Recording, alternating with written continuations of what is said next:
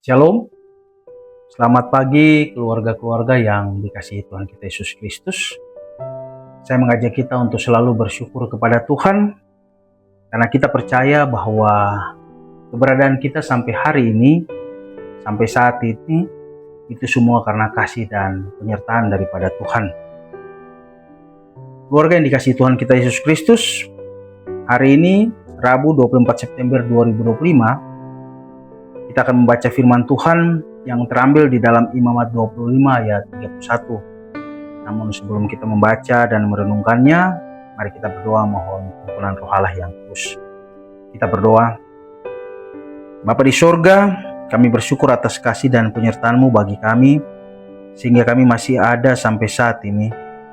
Kami akan membaca firman-Mu, urapilah kami dengan Roh Kudus, sehingga firman yang kami baca dan renungkan sebentar tidak lalu begitu saja, namun mau tertanam di dalam hati batin kami masing-masing dan menjadi pedoman bagi kami di setiap langkah hidup kami.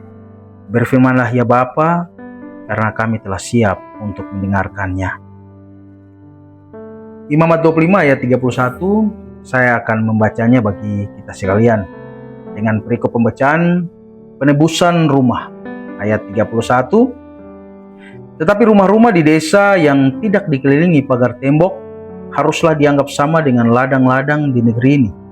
Atasnya harus ada hak menebus, dan dalam tahun Yobel rumah itu harus dibebaskan.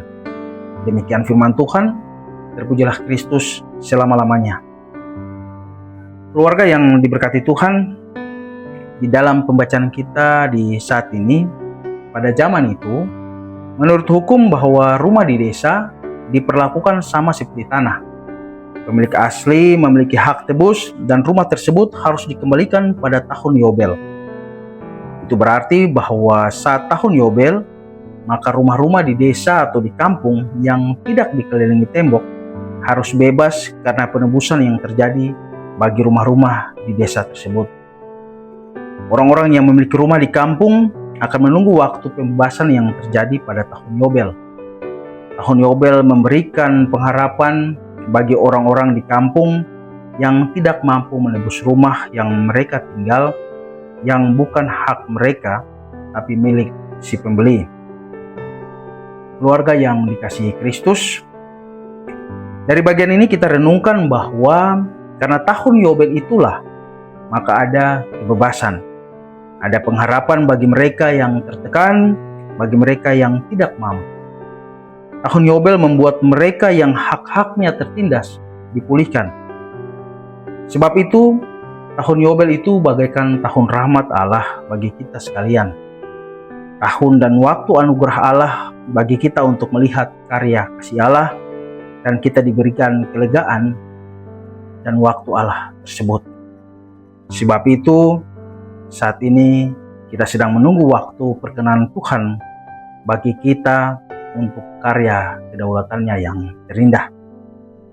Bulan Bina Keluarga yang sementara kita jalani ini terus mengajarkan kita tentang apa yang dikehendaki Tuhan bagi kita sambil menunggu waktu berkenan Tuhan bagi kita.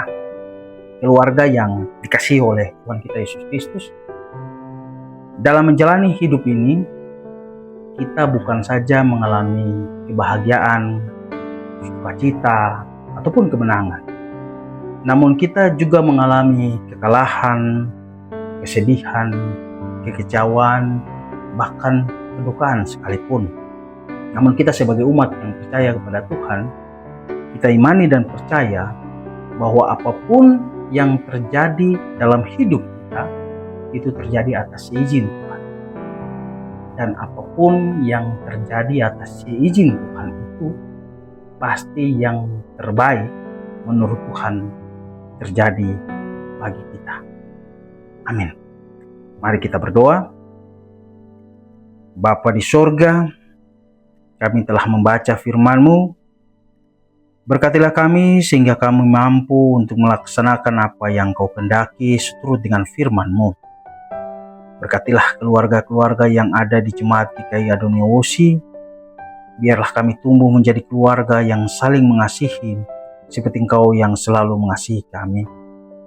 Biarlah di dalam bulan Bina Keluarga ini, iman kami semakin bertumbuh di dalam Engkau.